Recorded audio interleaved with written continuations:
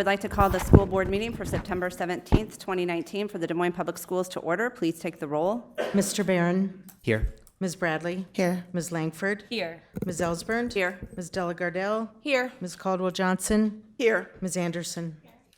First item of business is approval of the agenda. May I have a motion and a second to approve the agenda? So moved. Second. Any discussion? Please vote.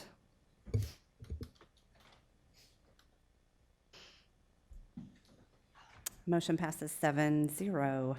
Next on our agenda is approval of the minutes for September 3rd, 2019. May I have a motion and a second to approve the minutes? So moved.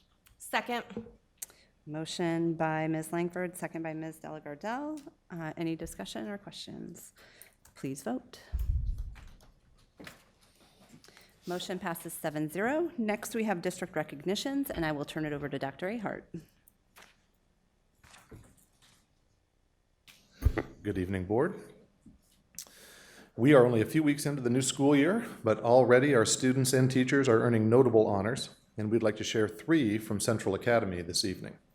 The first ones honor 2 of the Central Academy teachers. Bradley Jacobson, an AP Physics teacher, is one of this year's 4 finalists from Iowa for the Presidential Award for Excellence in Mathematics and Science Teaching. This is the nation's highest honor for math and science teachers, and if Bradley goes on to be the state's recipient of the award, he will be the 12th DMPS teacher so honored. Also from Central Academy, Sherry Brooks, who heads up the English department, learned earlier this month that she is a recipient of the 2019 Yale Educator Award. This award recognizes teachers who inspired students at Yale University. Sherry was nominated for the honor by Forrest LaPrade, a DMPS graduate who is a member of the class of 2023 at Yale. And last but far from least, we are pleased to recognize this year's National Merit semifinalists. This year, 5 students who attend Central Academy and whose home high schools include North and Roosevelt, as well as Earlham and North Polk, earned one of the top academic recognitions a high school student can receive in the country. These 5 students join nearly 600 other DMPS students who have been so honored since the National Merit Scholarship was created 65 years ago. So now, I would like to bring back our frequent guest, Jessica Gogarty, our Director of Central Academy, to please come forward to share a little bit more about the award-winning start to the school year and introduce the honorees who are with us here this evening. Welcome, Jessica. Thank you. I'd like to say welcome to Academy Awards night. Ha ha ha, I'm so funny. Okay, first of all, yeah, it's an honor to be nominated. Thank you, ladies and gentlemen. All right, Sherry Brooks, if you would come forward. Sherry's been recognized twice this year by elite universities for preparing her students for success. In the spring, she was selected for the Northwestern University's Distinguished Secondary Teacher Award, which came with $10,000. This fall, she earned the 2019 Yale Educator Award, and what makes these awards so special is that they both originated from her former students' nominations and persuasive writing, a skill she taught them. She's an inspiring teacher, not because she is the sage on the stage, but because she pulls wisdom and insight out of her students. In her class, they discover their own thinking and their own voice. Additionally, she provides unique opportunities for students in creative writing, which she voluntarily team teaches during the lunch period.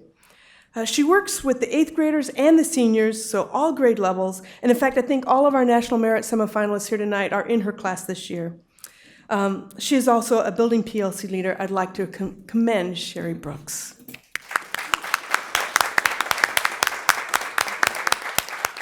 Sherry? Would you like to share any wisdom? Yeah. Any wisdom? Oh, thank you so much. And thank you for the email. That was very sweet. I don't know what wisdom to share except for that my amazing students go on and do great things. Deanna was one of my students many, many years ago. And I'm sure these students are also going to go do great things. So it's all about them and the inclusive classrooms, right? Thanks. Thank you. Brad Jacobson. Brad has been selected as a state finalist for the Presidential Award in Excellence in Math and Science Teaching. And we have quite a few teachers in Des Moines who've earned this honor, 5 of them at Central Academy. But that speaks to the strength of our math and science teachers in Des Moines. This is no easy award to earn. As Dr. Ahart said, it is the top honor in science and mathematics teaching in the United States. The state committee can only select up to 3 finalists in math and 3 in science for the entire state of Iowa. And this year, they only selected 2 in math and 2 in science. Brad is a masterful teacher, getting his students to think deeply about the universal principles that underlie the data they collect. You will often hear him say in class, "What would happen if," and "How would we test that idea?" His class is an adventure. And like Sherry, Brad works with a broad range of students from 8th grade to seniors. He serves on the SRG task force and has been a powerful voice for us and our staff as a leader on our school leadership team. Brad Jacobson.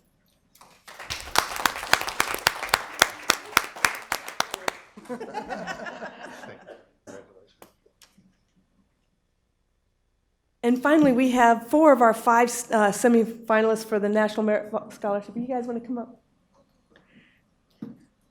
Less than 10% of the 1.5 million students who take the PSAT are selected as National Merit semifinalists.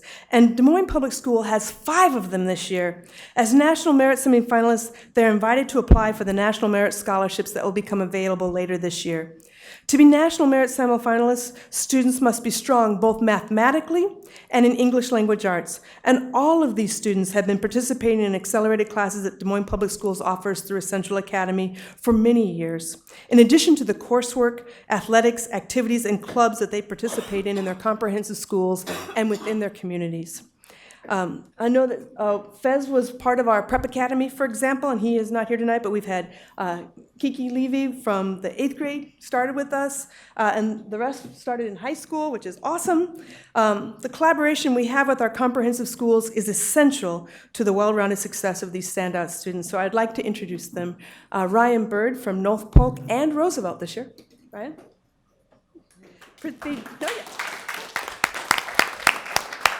Prithvi Jamadagni from North High. Kiki Levy from Roosevelt. I promised I'd get that right. Olivia Nicholson is from Earlham. Our 5th one you may know is Fez Safar from Roosevelt. So I'd like to honor these students for this outstanding achievement. We're so proud.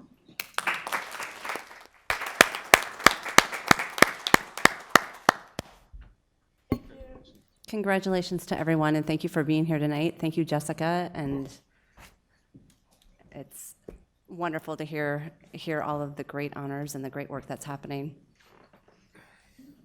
Okay. Next on our agenda is the consent items. We allow any person the opportunity to speak to the board for up to 5 minutes following the presentation of an agenda item. If anyone wishes to speak to an agenda item, please go to the information desk to sign up. Remarks must be germane to the agenda, and we ask that you avoid reference to personalities and character attacks, as these types of comments serve no productive purpose. We appreciate your input. As a reminder to the board and public, the board will not engage in discussion or deliberation with the speaker regarding comments made to agenda items. Discussion and deliberation will remain among board members at the board table, with speakers' comments informing said discussion, deliberation, and determinations as deemed necessary. Ms. Caldwell-Johnson, do you have the motion?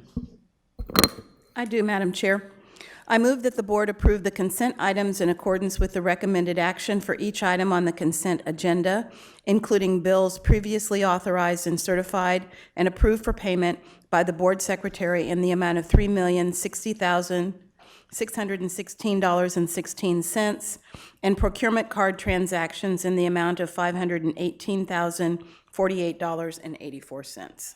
Thank you. Is there a second? Second. Okay, we have a motion by Ms. Caldwell-Johnson, second by Ms. Anderson. Any discussion? Please vote. Motion passes 7-0. Next, we have a public hearing. The public hearing will come to order. Is there anyone wishing to speak to item E1, public hearing for the remodel and print shop move at Prospect Support Center? Hearing no one, I will close the public hearing. Dr. Ahart, would you please introduce the matter? I recommend the board review the proposed plans and specifications prepared by Angelo Architectural Associates for remodel and print shop move at Prospect Support Center, hold a public hearing, and approve the plans. May I please have a motion and a second to approve the public hearing and superintendent's recommendation? Move approval? Second. Motion by Ms. Caldwell Johnson, second by Ms. Della Gardell. Any questions or discussion? Please vote. Motion passes 7-0. Next on our agenda is item F1, open enrollment late applications for denial. Dr. Hare, would you please introduce this item? Yes, there's a state code that dictates a open enrollment timeline that every public school district must follow. What you have in item F1 are late applications that arrived after the deadline and did not meet a special exception rule, and so were denied. Thank you. May I have a motion and a second to deny the open enrollment late applications listed for item F1?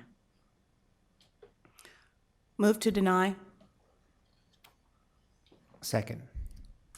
Okay, motion by Ms. Caldwell Johnson, second by Mr. Barron. Is there anyone here wishing to speak to this item? Okay, any questions or discussion among the board? Please vote. Motion passes 7-0. Next on our agenda is item F2, physical plant and equipment property tax, PEPL, approval of the resolution ordering elections. And I would like to have Dr. Ahart introduce this item. Yes, so what we're asking for is the same thing that all of our contiguous districts have done at some point in the recent or distant past, and that is ask our voters to approve the maximum voter-approved PEPL or physical plant and equipment levy that's allowed by law. In turn, we will be reducing our cash reserve and management levies so that the net impact on our property tax rate in Des Moines is flat. So while it looks like we're looking for a tax increase, what we're really looking for is a shift in where those tax dollars are, into which fund those tax dollars are deposited. The reason that this is important for us to do is we can take our technology expenses, which currently are from the general fund, and transfer those into PEPL, the physical plant and equipment levy, thereby creating over 25% of the room that we need in our general fund budget to make our budget work for not just next year and the following year, but moving forward. So it's, I think, a very wise move for us to make. Unfortunately, on the ballot, we cannot promise that the management and cash reserve levy will be lowered, but that is what we will do if this is successful. And so there will be a net neutral effect on property taxpayers in Des Moines as a result of this, as a result of the voters approving this petition. Thank you. May I have a motion and a second to approve item F2? Move approval. Okay. Any discussion or questions? I have a couple of questions. Caldwell Johnson. Thank you. So your last comment, Tom, with regard to not being able to guarantee that the other levies will be adjusted, but our intent is to do Well, so. actually, we can guarantee it. We're just not allowed to write that on the actual ballot measure. So can you help us understand, I understand the goal is to not have a tax increase. So Correct. by adjusting the other levies and by increasing PEBL from, what are we at now, 67 to 134 or something like that? Right. By doing that, we are leveling out, so there's really no net impact to the taxpayers, and we actually have the ability to shift some expenses from one funding stream to another. Exactly. What's the impact on the management levy and the other levy ultimately? Well- And how do we then recover if there are any challenges with the other levies down the road that we may have to adjust to then accommodate having lowered the levy this time around? Sure. So the management levy is in very good shape. And likely, we don't have the exact adjustments that we're proposing, but we can modify those year to year. But likely, the management levy would be lowered less than the cash reserve levy. And where we're at with the cash reserve levy is I'm going to try to make this as clean an explanation as I can. Our solvency ratio, which we try to keep at around 15%, we've actually exceeded that, and we're unable right now to spend those dollars down. And so we're going to be limited in what we can levy for cash reserve anyway for it to do us any good.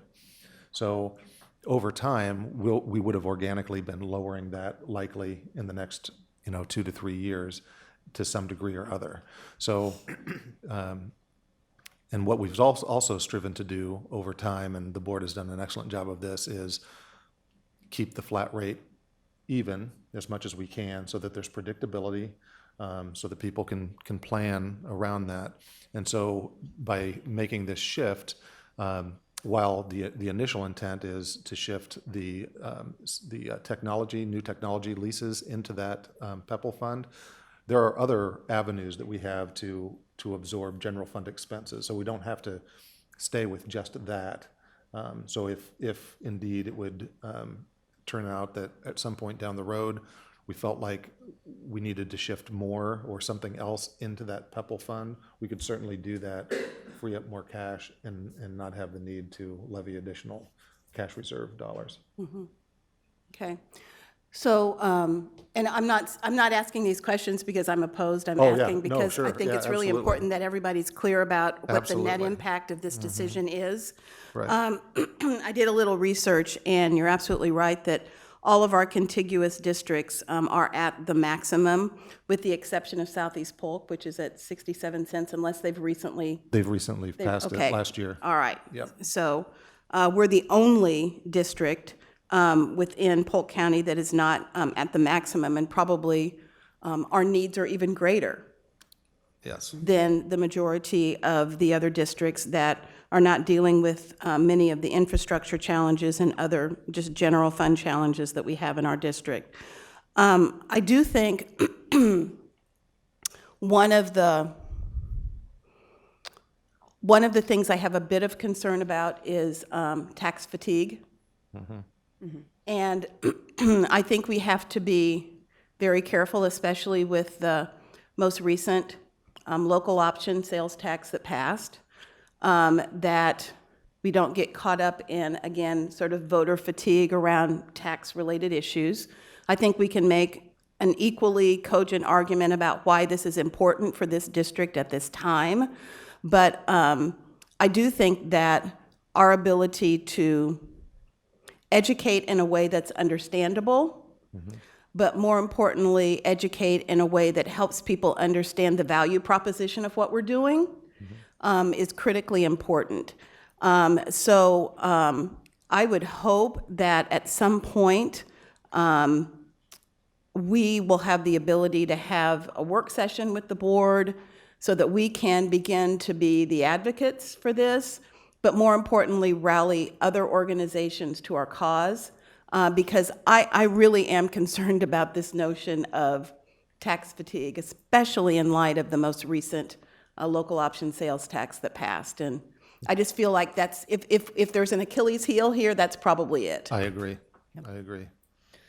Anyone else have comments or questions? No. And if we do have a work session, that'll have to happen really quickly because the election will be, is right around the corner.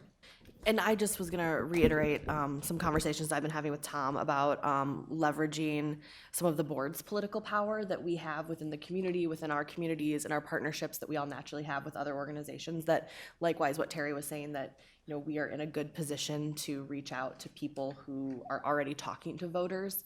And we have many board members who are up for the election who I know will be doing some voter outreach anyway, that those might be natural avenues. So yes, getting ourselves educated so that we can educate the community and the organizations that we're involved with would be great. So I would agree, and it might not be a bad idea also to engage our council, knowing that we passed a letter of support for the recent 1 cent sales tax as well, just to keep that in mind.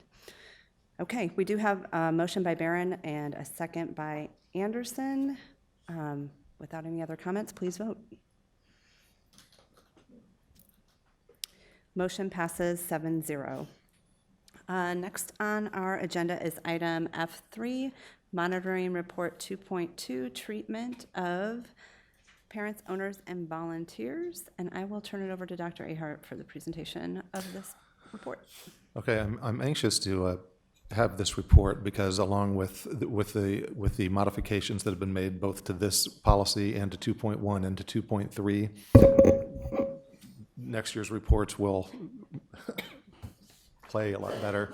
So you'll notice that there is some redundant information from the treatment of employees report that was shared at our last meeting, just because that was where the policies were in cycle. So forgive the redundancy, but we thought just to follow our consistent process that we would share that essentially that same data again. And then there's a lot of other data in here that is unique to this report. But with that, I will turn things over to our Director of Communications, Phil Rader, and our Chief HR Officer, Susie Tallman.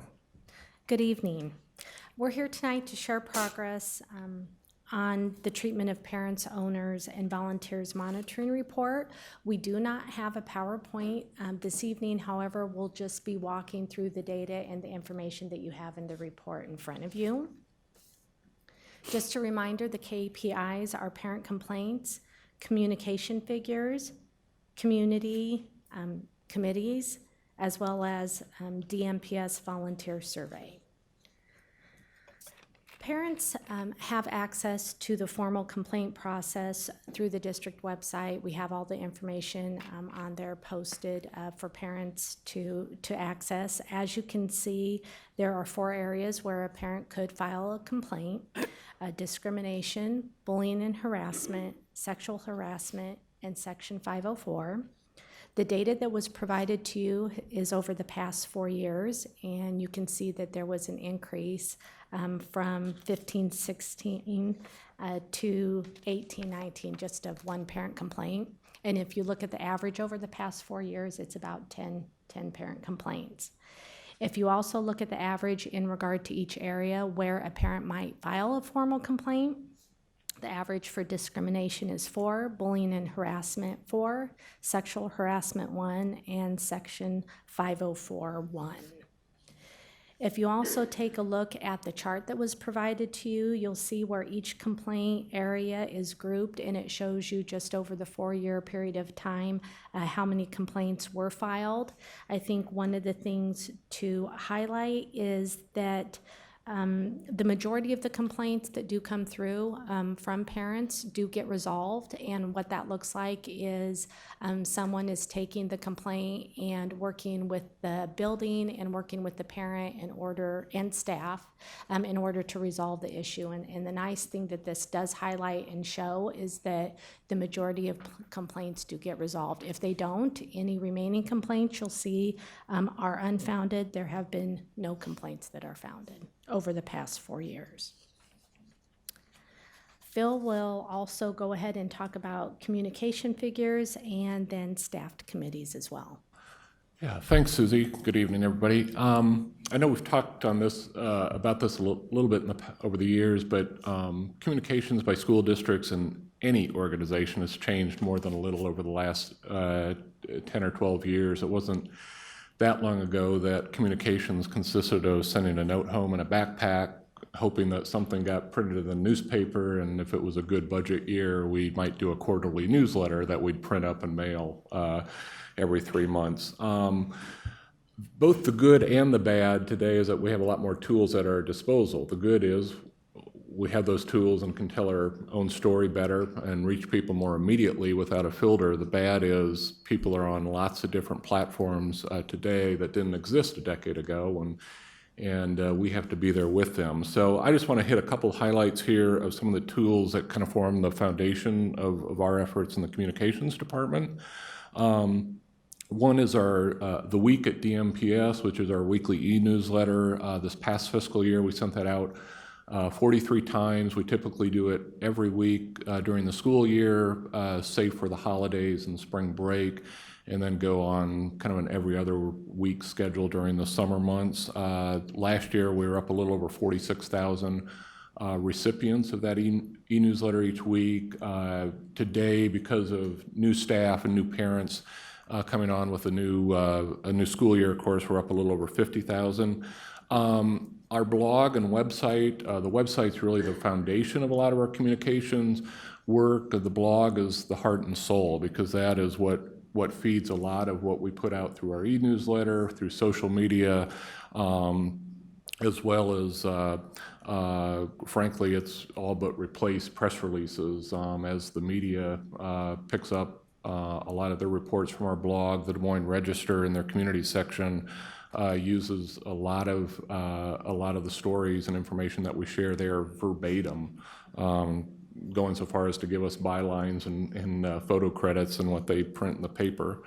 On social media, frankly, DMPS has been on the cutting edge of that. We were one of the first major districts to dive in wholeheartedly in terms of using social media platforms as part of our communications effort, and have done a lot of work with the Council of Great City Schools to help other districts learn from what we've learned through our experiences. We're seeing steady growth in the use of social media and our followers, upwards of over 16,000 as the followers on Twitter, and up over 46,000 followers on Facebook as of the end of the fiscal year, which is up from the previous year. We are posting, averaging anywhere from 3, 4, 5 items per day, depending on the platform that's in use. The mobile app, the district launched this about 5 years ago. We're up to, at the end of June, we're up over 26,000 people within the district that have downloaded and putting the mobile app to use. And of course, we have other apps now that parents can use, such as Here Comes the Bus, which helps parents that rely on school transportation to know exactly where their bus is.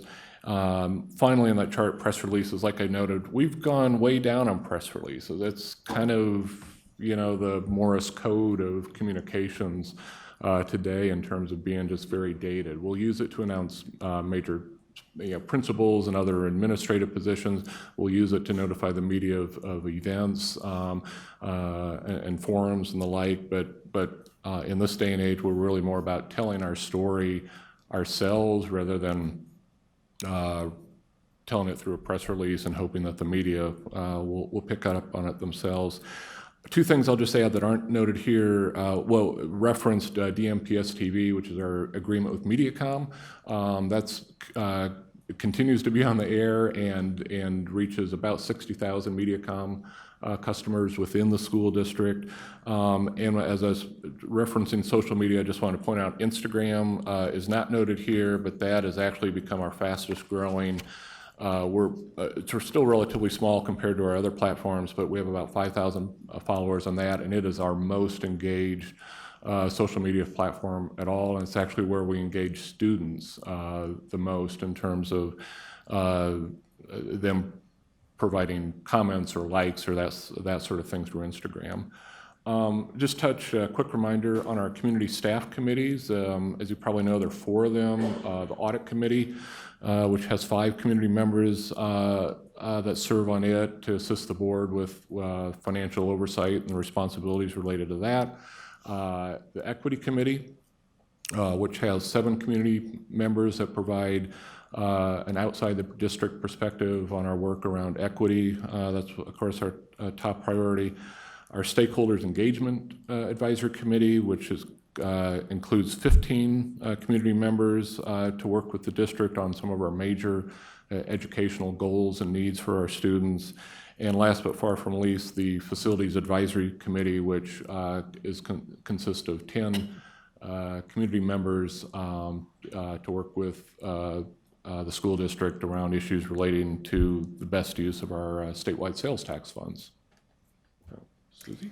Okay, and then you also have the volunteer survey data on responses to the survey that was given, and this is not new. You were provided the last monitoring report in regard to treatment of staff, just highlighting, overall the satisfaction rate for all questions is very high, other than when you take a look at Q7, that was in regard to volunteer opportunities on the website and just, continuing to do some problem solving around that. We had 5% of volunteers respond to the survey, just as a general reminder. And then Phil was going to highlight just some of the additional information in the report as well. Sure. So we included in the report just a reminder about the 3 big changes in the school day for the new school year, and some of the efforts around that. One of those was, of course, the change to the high school schedule, going from the block schedule to a more modified block schedule that increased some student classroom time to address some issues of concern there. That effort's been underway for a couple years now, but publicly began in earnest last winter. There were a series of 5 forums held at the downtown library and at 4 of the high schools for parents, students, and others interested in this topic to learn more. Our high school director, Mike Vukovic, and other administrators working with the high school principals really did a great job of taking the lead on that issue to answer any and every question that people had and explain why the change was being made. Once that decision, in addition to promoting the forums, once that decision was made, then that just became a regular part of our social media world and our e-newsletters as we continue to provide reminders of what people should expect at the high school level heading into the current school year. Another change, not quite as dramatic as what we did a year ago, but was a slight change to the bell hours at the elementary level, moving the start time back 15 minutes, which I think universally was a positive change. Speaking as a parent, 15 minutes on a school day morning is important some mornings. Once that decision was made, again, that just became a part of our regular communications drill with reminders on the website, on social media, and in the newsletter on and off, right up until day 1 of the school year. And then finally was the change to the school calendar with the Wednesday early dismissals. After a decade or so of the early dismissals on Wednesday afternoons, those, of course, were ended the school year, and we're shifting over to full-day professional development sessions scattered throughout the year. That Mother Nature helped us with that, getting the word out on that change a little bit because of snow days. We, of course, ended early dismissals on Wednesdays following spring break in order to make up some of the lost time. So we were able to get people accustomed to this change before it became a permanent change this school year. So the winter weather helped us, in a way to just tell people this is what it's going to be like, come August of 2019. So, and again, with those 3 changes, we kind of packaged those together with TV, with social media, with the newsletter and website, just to, it made a nice package of changes to group for people to continue to put in front of them as we headed into the 2019-20 school year. That, I think, is all we have in the report. If there are any Actually, questions I'm or going to comments? ask for a motion in a second to accept this report as compliant before we open it up for questions and discussion. So is there a motion in a second? So moved. Second. Okay. Any questions? Yep. So I just had one quick question, because when I look at the, parent complaint KPI, one of the things that we consistently either hear about relative to open enrollment or hear about even when people come to speak to the board is bullying and harassment. And can you put this parent complaint number in context relative to who is actually advancing these complaints versus other complaints that likely could be coming, but we don't see here? Yeah, I think typically a complaint in regard to bullying, harassment, usually are usually handled at the building level and typically would go to, if it's taken to the teacher, the classroom teacher, if a parent feels something isn't resolved, then that might escalate to the building administrator. And I would say the majority of those are handled at the building level, and there are steps that are put in place to address that at the building level. Anything, a parent complaint that is entered on the district website, could be a parent potentially maybe that is still not satisfied with the resolution at the building level, or maybe someone that just is savvy enough to know where to, access the website and submit a complaint. A lot of times we find that a step has been missed in the process and the concern hasn't been brought to the building level, which is why I think you see that a lot of times there's a resolution to the complaint. Because a step was missed, and going back and just helping to bridge that communication between parent and the school, I think helps quite a bit in resolving some of these. So did that answer your question? It does. I still think that there's a huge disconnect between the things that we regularly see coming to this table and this number. So I have to assume that a lot of things are being addressed at the building level, or if not, people are attempting to opt out. But when the opt-out option obviously doesn't work, then there really is no additional default, and people likely are not coming back through this process to wage a different complaint, I would assume. Is that correct?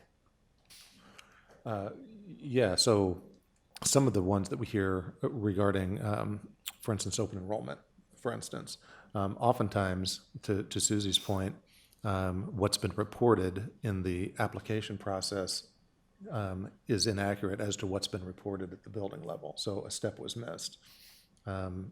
There's a family voice in the form that was not shared at the building level to get it resolved.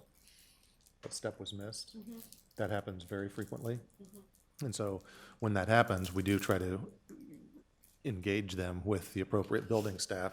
Sometimes that's resolved. Sometimes there's just, to your point, not an interest. So, and just one other, just final question. So say, for instance, if we did see, or we see two here that were actually, I'm going to go back to 17, 18. So there were three, and three were unfounded, but in the previous year, 4 were resolved, and previous year prior to that, 2 were resolved. What does resolution look like? Resolution would be that the building has, addressed their concerns, that the issue was taken care of, that steps were put in place to ensure that a problem didn't occur moving forward. I still think there's a disconnect, but I'm going to leave it alone.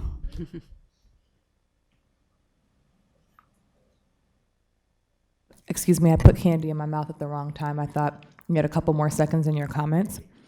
But no, I'm going to echo that. I'm going to echo the disconnect that my colleague feels. Again, I think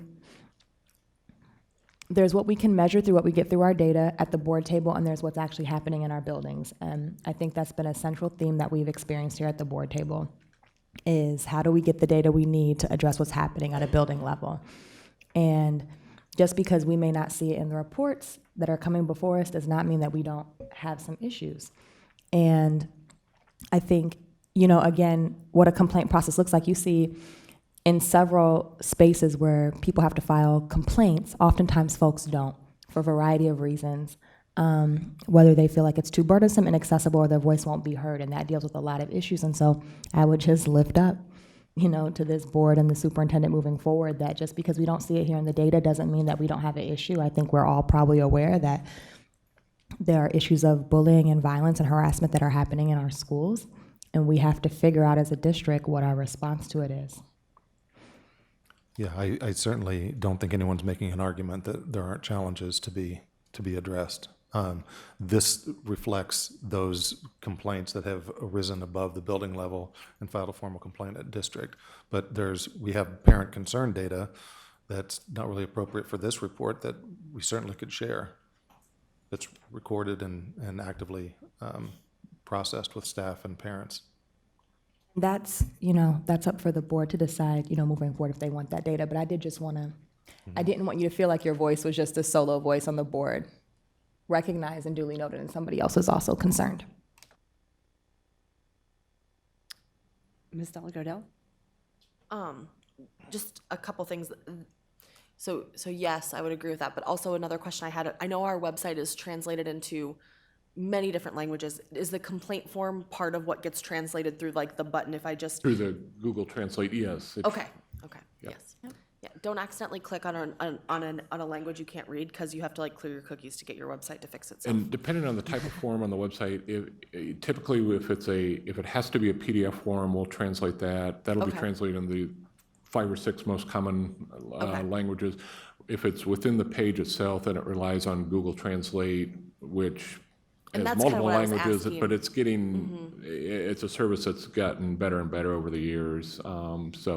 Yeah, So and that's we've kind of what I been, was asking with this complaint. Is it embedded in the code of the website that it gets automatically translated when I click the button to Spanish, Arabic, et cetera, or? honestly, I'd have to go back and look unless Okay. you know. Yeah, Okay, because I'm I just know sorry. that was a conversation we had at the board table, I think about a year ago with our employee complaint process, that having that be more accessible. And I don't know how much of a difference it would make, because I don't know if I could walk you exactly to where this complaint form is. And I do know, as an educator, that a lot of these come to building principals, they come to teachers, they're resolved, at the lower level. But I just wanted to raise that up, that we should make sure that that's accessible. And then the other thing about this too is that I just want to remind everyone, this was something that as I looked at this, I was like, oh yeah, this report like this won't exist again. And so the data that we'll see around parent complaints it'll be part of a different policy, and so I'm sure we'll see some different things next year, so. For sure.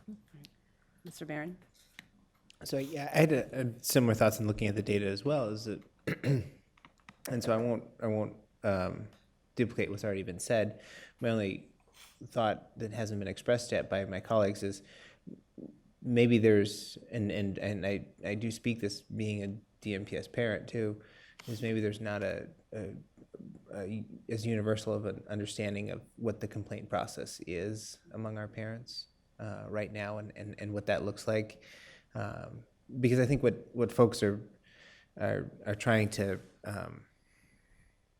get to fit together is, seemingly weekly or at least once a month we have a parent come up and say, well, my son or daughter is repeatedly bullied and the school didn't do anything about it, and we get the data behind, or the report behind that, and see all of that, and then so you square that with data which I understand is beyond the building level, but still shows very few cases of bullying and harassment that were raised to that level, and so I think I do wonder if maybe there's some disconnect between what parents think the process is and how it is, and what our staff recognizes it to be. Yeah, I do think that a lot of the bullying data that I think is in your thinking is reflected in a different report, because if the student made it at the school, the parent might be involved, but the parent's not actually filing the report. Yeah. Because what we submit to the state for bullying complaints far exceeds this. Yeah. But it doesn't seem appropriate for this report, but it is, but it's more of a treatment of students rather than treatment of parents, owners, and volunteers. And I agree with you. I don't think it's the same data point. I'm not looking for that. I'm just looking broadly at all of this and wondering if perhaps there's a bit of a disconnect. Honestly, I wouldn't know how to file a complaint. Now I'm only 2 years in as a parent, but I wouldn't know where that step goes, and I don't know how I would figure it out other than asking my building leaders. Ms. Langford? I do want to, though, acknowledge our communications team, because I don't think it's too often that we get the data of all that you're doing and a ton of reports. And I think that's really important. You all do a wonderful job, I think, in reaching out to a district of 33,000 students and families, and you go above and beyond through, social media and our website and the YouTube and the cable TV channel. I just think you all do a phenomenal job, and that doesn't go unrecognized. Thank you. So thank you. I think we're far above like any of our counterparts when it comes to like our communication team. So Appreciate that. And I'll use that as a chance to plug, there's still one more week to see our photo exhibit at the downtown library if you want to see some examples of the good work of my team, so. Ms. Anderson.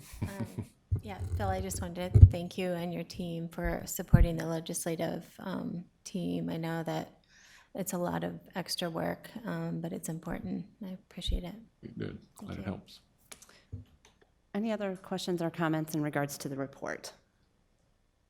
Okay, we do have a motion and a second on the floor. Please vote.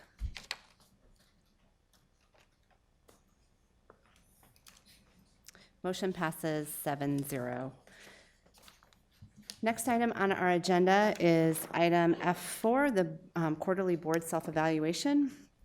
And I'll do my little spiel about this. The board lays out the means by which we agree to governing the district on behalf of the community and for the benefit of our students through our governance process policies and our board management delegation policies. The board self-monitors so that we fulfill this agreement. According to Board Governance Policy 1.1, Governing Style and Values, Item 5, the board will allow no officer, individual, or committee of the board to hinder or be an excuse for not fulfilling its commitments. The board will monitor its process and performance for each meeting. Self-monitoring will include comparison of board activity and discipline to governance process and board management delegation policies. And the board will discuss its process and performance quarterly. For this quarter, we looked at governance process policies 1.4 through 1.7, and that report was attached to the agenda. And so I know I have items that I would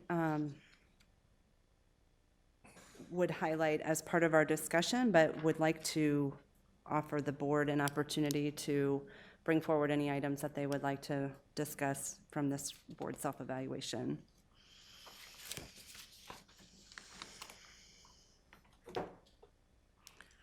I would just offer that I appreciate our diligence in actually completing it. But I do think that based on the comments that I read, there could be a few places where we might want to review existing policy. And I think the purpose of this really is for us to not only check ourselves relative to policy, but to also use it as a checkpoint with regard to whether or not there are changes that we want to advance or anything that we would like to see handled differently relative to our policies. So one of the thoughts that I had as I was completing this was really thinking much more intentionally as I go through it about places where we could have a much more deliberate board conversation or discussion about policy.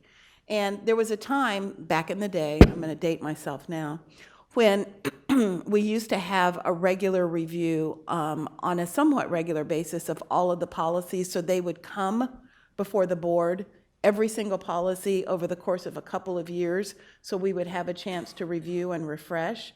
I don't know that we need to do that, but I do think that there likely should be something that calls us to really hit the pause button on the policies and not just go through the motion of completing the self-evaluation, but really doing the other part of what this evaluation is intended to do, which is that policy review. So being much more intentional about that, absent just doing our individual evaluation relative to how we are conducting ourselves against the policy. Right, yeah, and I think that's part of what that question regarding what should change, I think that is an opportunity then for the board to discuss or for individual members to actually bring forth whatever policy edit that they're thinking about, because that, I think some of the responsibility lies on individual members as well in preparation and in doing that and in really looking through and understanding what these policies mean and what we have committed to. So, and if there are issues around that, then bringing those forward at this time or at some regular time. So just one other quick thing.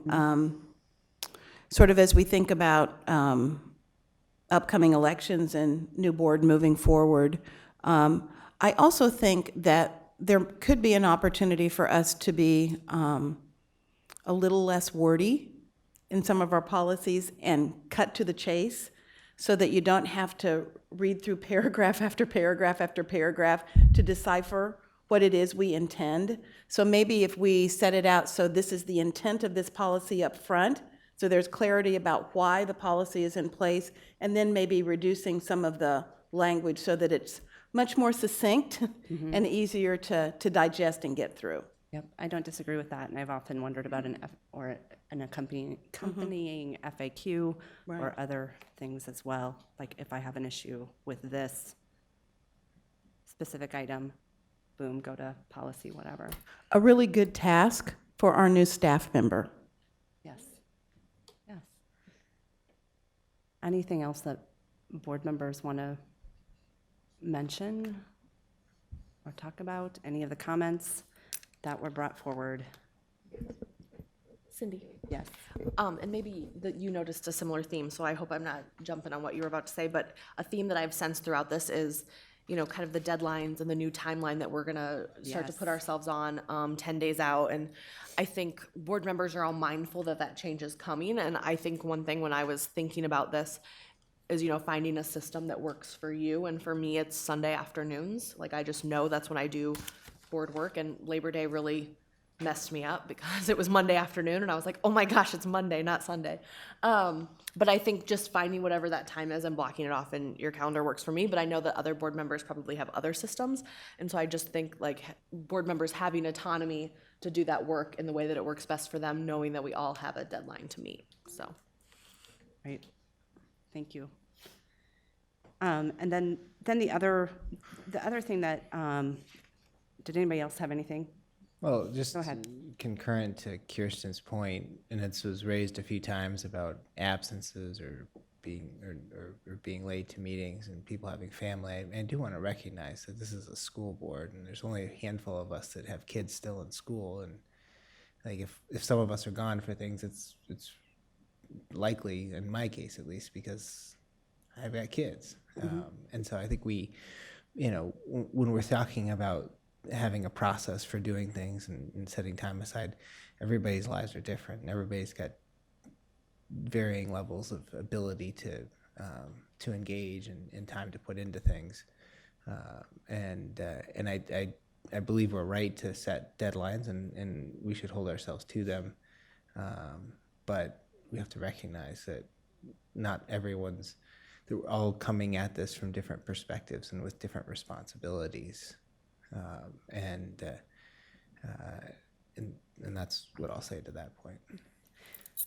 I'm going to add on to that as well, because I did notice that comment, as well as the idea that the board chair could speak to people about their absences. I think that what I would add to that too is that if individuals have issues with individuals, they should be bringing that up to that individual and rectifying. We should all have, I think, that relationship with each other around that table, that if there is some issue that we have with each other, that's where it should be resolved. I don't think that should be incumbent on the board chair to take care of those issues. I'll say that for myself, and I will say that for the matter of future board chairs, unless it comes to a matter of not being able to reconcile. And I do believe we have, and it's in relation to conflict of interest, but the idea that a board member take up an issue around conflict of interest when they think a board member violates that. We do have a policy on that. I would encourage the board to follow that policy with whatever it is, and if you can't resolve it with the board member, then put it in writing to the board chair. But if it's otherwise, those things need to be taken care of in real time and with each other, is what I would say to that as well. That's one of the things that I noted. And then the other thing around is there anything else that anybody else had on that item before I move on? Okay. The agenda, there were some comments around agenda planning and agenda planning cycle. And I think maybe that, and to speak to clarification that Terry mentioned around wordiness and whatnot, there was the idea mentioned about the full board being a part of that process, and that just the board chair and vice chair plan the agenda. Really what happens is that the full board does have a big part in planning the agenda, Yearly, we approve or we accept a board report calendar. That's the basis for our agenda. We did that in May. And then in our agenda planning meetings that the board officers, and this is, I'm laying it out for all of you, the board officers meet with the superintendent and the associate superintendent. That's where some of the management items that they want put on are discussed and added to the agenda.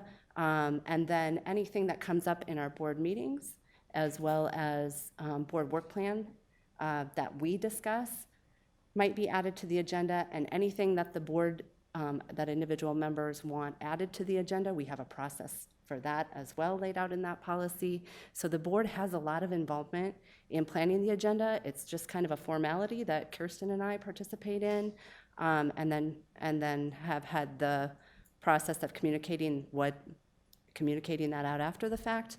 Also, just to remind everybody that the agenda isn't the board.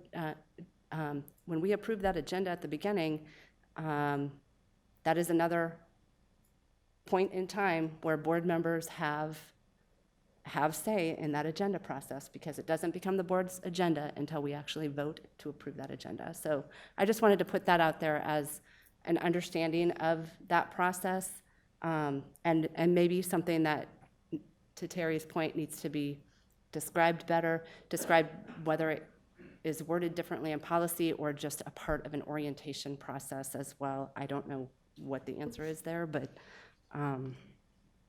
that was another thing I wanted to mention. And then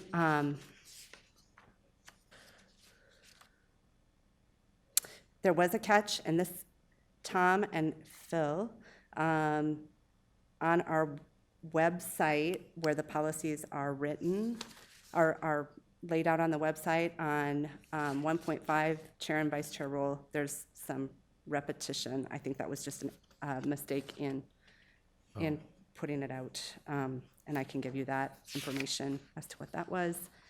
And finally, I want to give Tom an opportunity for input here, because despite the fact that this was a board self-evaluation, there was comment alluding to Tom. So if you'd like an opportunity to respond, please do. Oh, yeah, thank you, Cindy. Well, first of all, I want to congratulate the board for going through this process in a consistent, on a regular, with regular frequency, in a very transparent way. I think that's tremendously admirable, and there are not very many publicly elected bodies that do that. So I think that's a real testament to the integrity of this board. I did want to take a moment to address a comment that was made specific to me.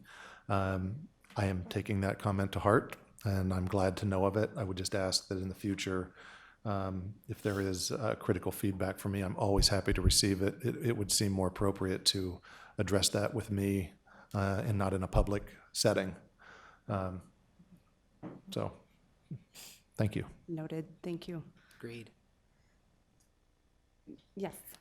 And I just want to echo what Thomas said, and I think that's really important, either meeting regularly with him or trying to figure out some way to keep those lines of communication open.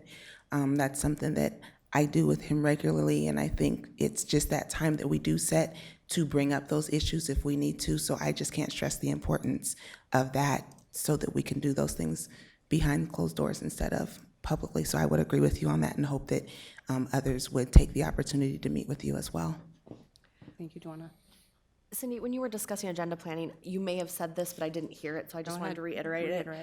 There is it's in our policies, and I can't remember where it is exactly, but there's a specific procedure that we've outlined for ourselves. If a board member has an item that they'd like to bring forward, and I know we've done this before I think Rob brought something forward for like Latino or Hispanic Heritage Month a few months ago? Immigrant Heritage Month. Yeah, a few months ago, or Immigrant Heritage Month, yeah, a few months ago. And so we've, there have been board members that have done this, and we do this actually every time a subcommittee meets with policy. I think we just don't think of it in the same way, but there is, someone who submits it. And so we have done this in practice, and I just think maybe to highlight a couple of examples of how that looks like might help board members contextualize ways that if they have issues or ideas that they would like the board to discuss that exists, so. Good point. Any other discussion or comments?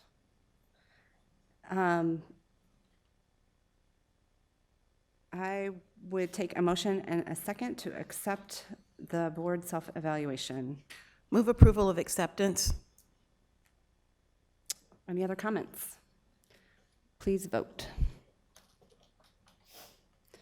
Motion passes 7-0. And thank you, everybody. Next is our board work plan, and this is a work plan that further details work that we've committed to doing to fulfill our governance duties and obligations. And so I will turn that over to Ms. Delagardelle. Okay. We're really kind of down to the last few things. I think Tom had given us an update by way of memo that it looks like we will hopefully be taking back up the issue of meeting with city council prior to the fall elections when new members are seated. After. That's what I meant. Prior. Anyway, words are you hard meant. today. Yep. Where are we at on our external monitoring, Terry? So that's actually on me. I'm now through our big fundraiser at Oak Ridge, so now I can refocus my efforts on school board related issues. So I will convene our subcommittee, and I will not be at the next board meeting, so likely at the second board meeting in October. We'll expect to have something before the board. Which I think will set us up really well with when our new board is seated in November. So, great. I can take a few items off. KPI review, I think we're doing a work session following some policy language and interpretations after the board meeting. Is that correct, Tom? In a work session tonight? Is that? Yeah, we're doing our work session. On interpretations. For On interpretations, yep. So Yeah. we're doing some work kind of. 2.1 and 2.3. Yep, for 2.1 and 2.3. And then I have a note here, set collaborative work session around what we want to see on 2.1 is at this meeting. And then we've adopted our goal progress measures and our limitation progress measures. Yes. Okay. Well, our goal progress measures, not limitation progress measures. Okay, so that's still in process. And then the only new item that I have to add is we may want to start thinking about orientation process for Yes. new board members. And so, yes, and what I would say to that is our, I believe in policy, it's the board chair's responsibility, but I would like the help of our board development committee, which is the three of us, and then taking any input from board members as to what an orientation, I guess ideas for what would be valuable for those orientation items, kind of thinking about what are the most important things to first know. You know, we usually meet with new board members to before the first meeting that they're sworn in at, and to kind of go through the agenda and understand what the process of the meeting is going to look like and all of those things, and then items for after that. So board member input on all of that I think would be great. But I think, yes, that's something we should talk about soon. Deanna. This is for personal accountability purposes. I think it was a couple months ago, we were talking about outlining a process for board vacancies. Yeah, and I saw it on there, and I volunteered to draft something, and my deadline was just before the election. So I just want to get that added to the list because I need that public accountability. Oh, see, we crossed that off as done. I will take off the done so that we make sure that I bring it up at the next meeting, just to give you a reminder that we're still I have working a on couple that. more. Yeah, Okay. it's not done. Thank you. Are there any other work items that the board feels need to be added for us to stay on top of? Awesome. Okay, thank you. Thanks, everybody. Next, we have information-only items, just one entry there, preliminary plans for various school improvement projects for the board to review. And then we have items of privilege, and I just wanted to make everyone aware, everyone out there aware, in case it wasn't noted, that in our consent agenda that was approved tonight, we approved a labor union appreciation proclamation to declare the month of September as Labor Union Appreciation Month. So just wanted to point that out, that that's there. And then I am going to, this will be my last reminder, that the window for filing of a nomination petition to run for school board is open, with the last day being this Thursday, September 19th. 4 seats on the school board will be up for election, 1 at-large seat for 4 years, Director District 1 seat for 4 years, Director District 3 seat for 4 years, and Director 2 seat for 2 years. Candidates must live within the boundaries for which they are running. If running for a Director District seat, petition signatures must come from within the boundaries of that Director District.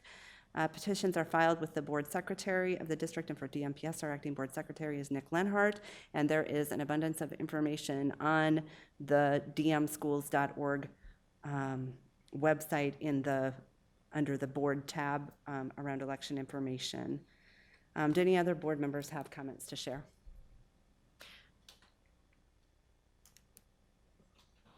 I just wanted to piggyback off what Cindy was saying and just let voters and community members know that a number of organizations are hosting forums around school board elections. I believe there's one on Sunday that I saw that's hosted by a number of labor partners, and then there are others, I believe, hosted, I think, later this month or early October by NAACP, and potentially LULAC, I think, might be a partner. So that those are out there, and that those organizations would be great contacts if you wanted more information about those events. So.